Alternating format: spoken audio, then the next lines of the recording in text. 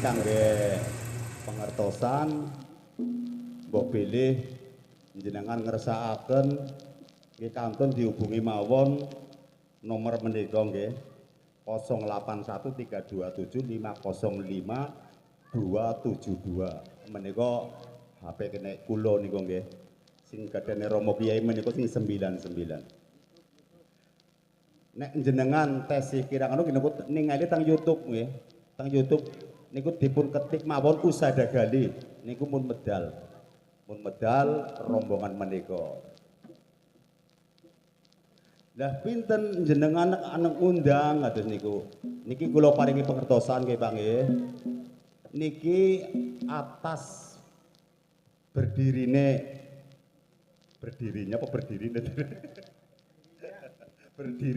selawat menika awalipun menika kula rombongan hadroh nggih Pak nggih.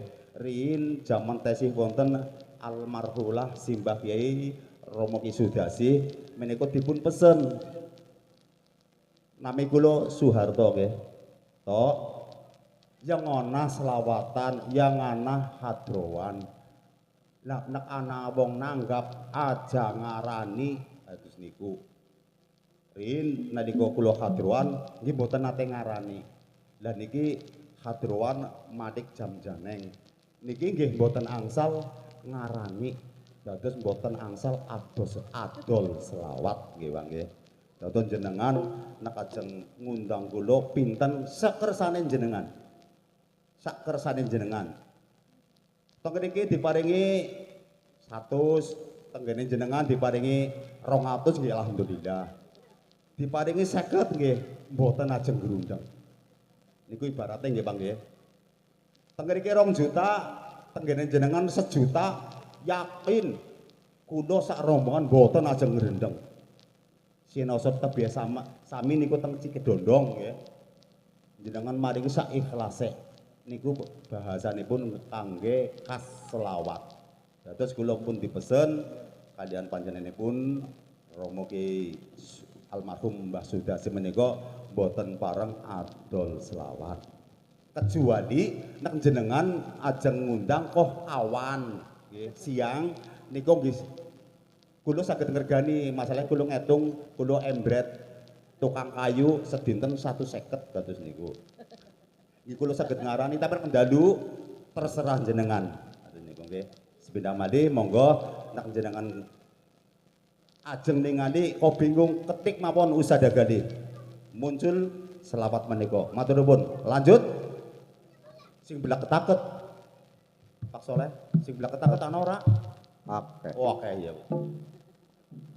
Allahumma sholli ala Muhammad.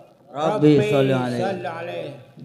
Ila ya la ilaha illallah. Ila ya la ilaha illallah. Ila ya la ilaha illallah. Muhammadur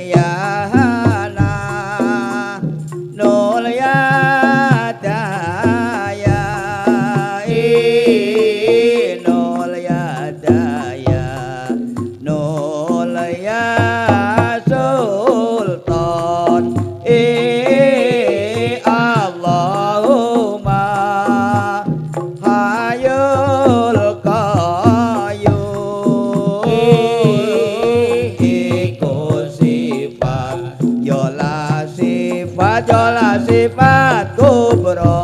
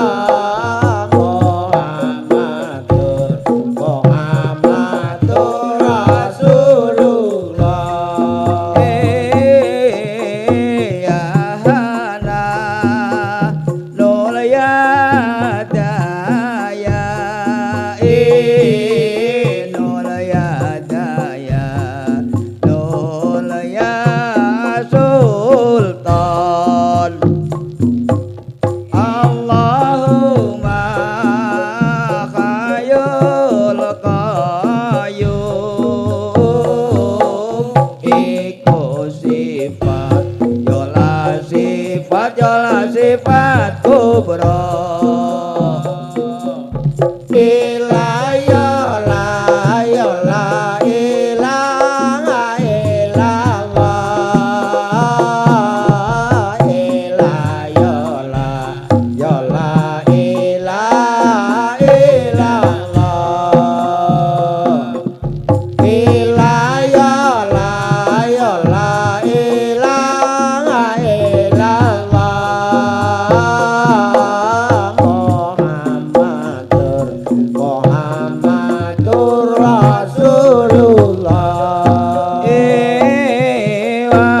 Basirul muslim